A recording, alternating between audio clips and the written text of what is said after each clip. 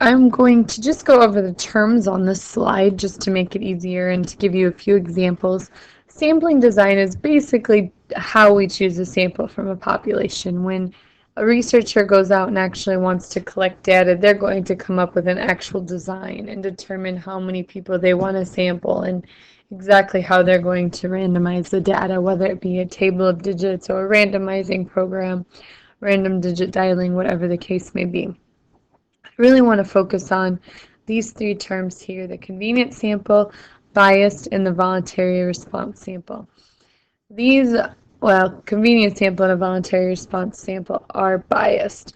Bias basically means that the study is going to favor a specific outcome. It's not going to be actually representative of the entire population. So our sample is going to lead in one direction or another, but does not show what the actual population would represent. So an example would be a convenience sample. If I wanted to study what proportion of DW students, or the number of DW students that were in favor of building a new wellness center, and I went and stood outside of a football or a wrestling meet and I interviewed the first 20 people that walked out.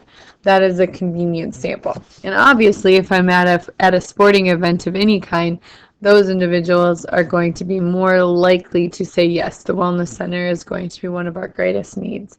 On the other hand, if I ask the same question to a group of people leaving the theater or the music concert or something along those lines, they may have a different opinion and say that, no, the wellness center is not top priority. The theater or a concert hall or something along those lines would be. Those are a convenience sample. I interview 20 people at Walmart, or I stand in line at McDonald's and ask the first 10 people, that type of thing.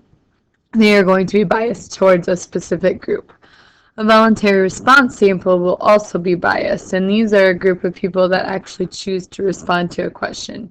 An example would be a talk show host asks a question and wants you to respond in Twitter, or a survey question pops up on your screen, or a radio wants you to call in a response, that type of thing. Those are going to be biased. The reason these surveys are biased is because the people that respond usually feel strongly towards one response or another. So they're either strongly yes or strongly no.